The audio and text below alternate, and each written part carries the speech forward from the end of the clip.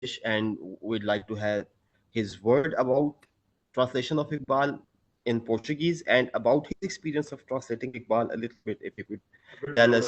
If you could tell us, how did he feel when he translated Iqbal into English in his own way?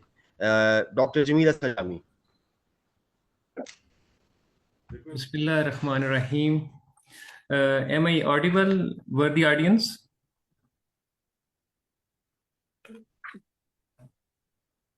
Yes, you are. Thank you.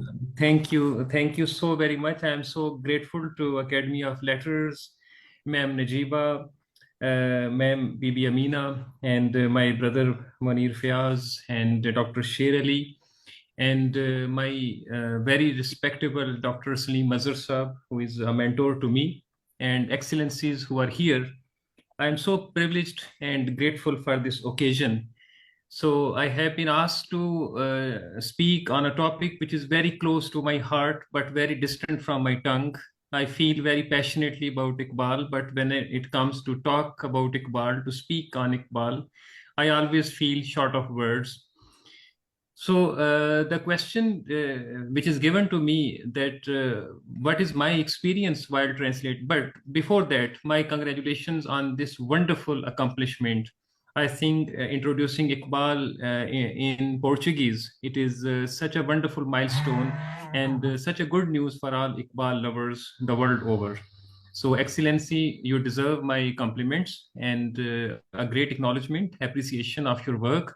And at NUML, we do have Portuguese language, not in that sense, but we have Portuguese people here, teachers who understand this language.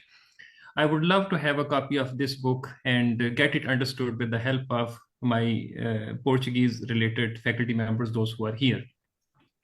So this is to begin with.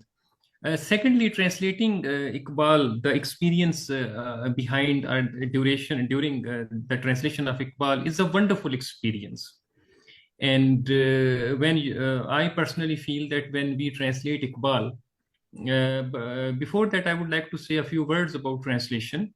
Translation is what different scholars have talked about.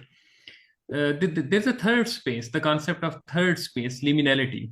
We are all familiar with this third space between two languages, between two cultures, between two traditions, when they interact with one another. So a liminality comes into being, the third place comes into being. So translation is third place, liminality, and it is no man's land in the sense that it is not everybody's cup of tea.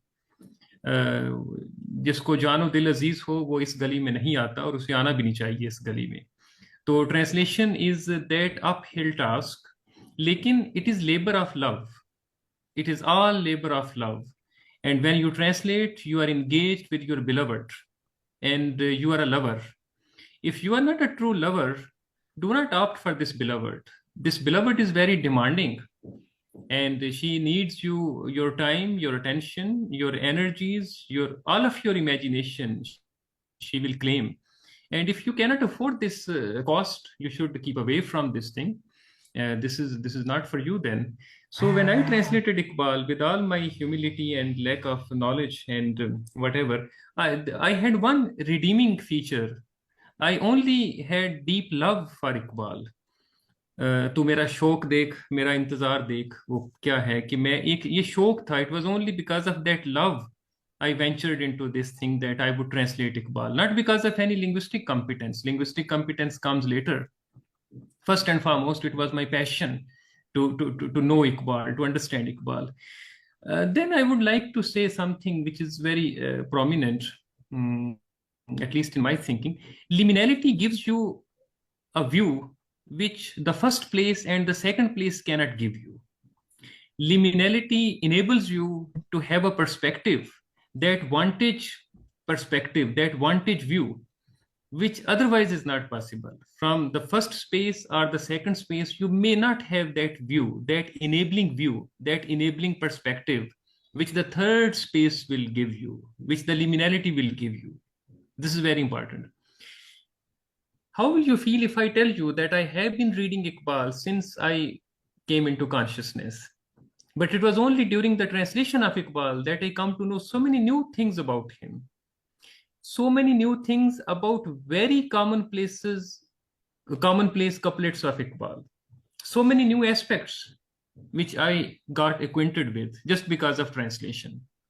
So that is something about translation in general. And secondly, about Iqbal, I can speak a lot on this because I suffered a lot during that translation and I cherish that suffering. It is not easy to translate Iqbal, just as it is not easy to translate Milton. It is not easy to translate Homer. It is not easy to translate Eliot. Any good writer who is easy to translate is not a good writer. And by good, I mean extraordinary writer. Not ordinary writer, but extraordinary writer. People say that how Iqbal can be translated. I say you are deadly right. The same question, how Milton can be translated, how Homer can be translated. This is how Rumi can be translated. But here I use a quotation by Churchill, and please forgive me for the crudeness of that quotation, but this quotation describes the point very well. Sir Winston Churchill once said, democracy is the worst system, but I don't think of any better one. So please, my apologies for a bit of crudeness, but it brings the point home. Translation is fraught with challenges. It is replete with challenges, problems, issues, but I can't think of a better option for intercultural, interlingual communication and comprehension.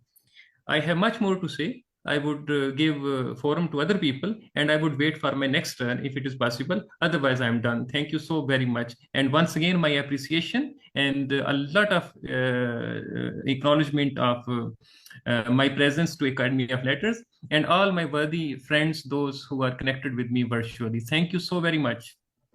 Thank you, Professor Jami. Thank you so much for your enlightening Pleasure. presentation.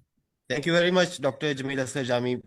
We are very, we learned a lot from your, whenever you speak, we learn a lot. And these words are for every student of literature, for everyone sitting here. And the question that we sometimes ponder, that can literature be translated, and is something